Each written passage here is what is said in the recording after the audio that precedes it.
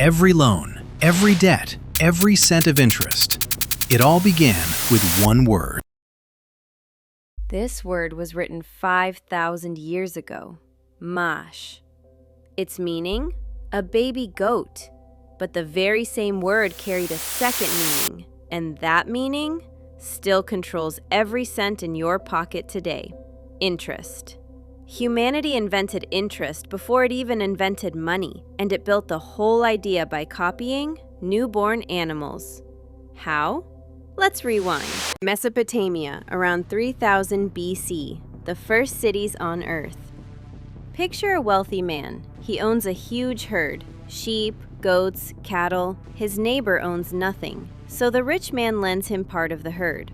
A year later, what happens? The animals breed, the herd grows all on its own, and the lender says, I gave you 10 goats, pay me back 10 goats, plus a share of the babies they made.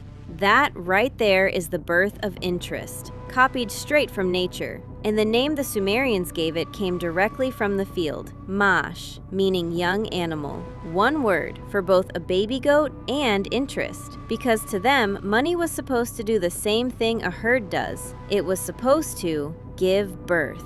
Clever, right? But this is exactly where it turned dark, because animals only breed so far. Money had no limit at all. Money gave birth. Then the offspring gave birth too. They had a name for it. In Akkadian, Shibat Shibtim. Interest on interest. Yes, compound interest existed 5,000 years ago, and the result was brutal. People who couldn't pay first lost their fields, then their homes, and in the end, they handed over themselves and their children as slaves. Entire cities were collapsing under debt. Someone had to stop it, and the man who did was history's most famous king.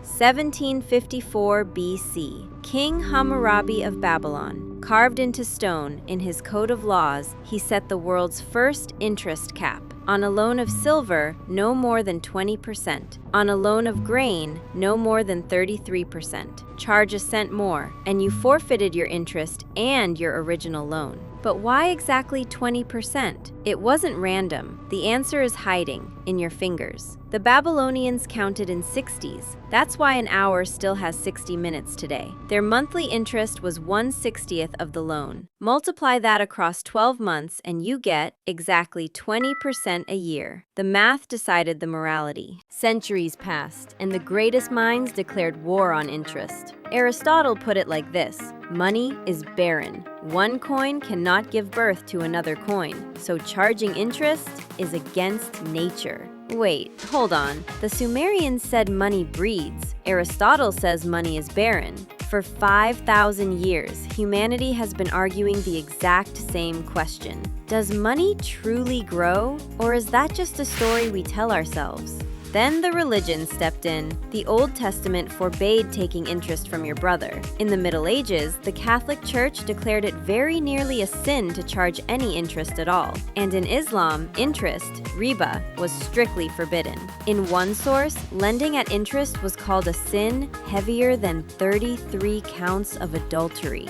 But people never stopped loving money, and where there's a ban, there's always a loophole. So merchants simply stopped calling it interest. They called it a service fee, a late penalty. The name changed, but the animal was still the same animal. Interest survived by wearing a disguise. Here's the strange part. As civilization advanced, the interest rate fell. Mesopotamia, 20%. Ancient Greece, 10%. Rome, down to around 8%. As if the more humans learned to trust each other, the cheaper money became. So what does any of this have to do with you? Everything. The rent you pay, your credit card balance, your mortgage. Every one of them is a descendant of a single idea that once occurred to a shepherd. What I lend out must come back to me, and then some. 5,000 years ago, that idea was called a baby goat. Today, it's called APR, an interest rate, a quick loan. But underneath, it has never changed. Humanity invented interest before it invented money. And maybe our greatest invention of all wasn't money itself.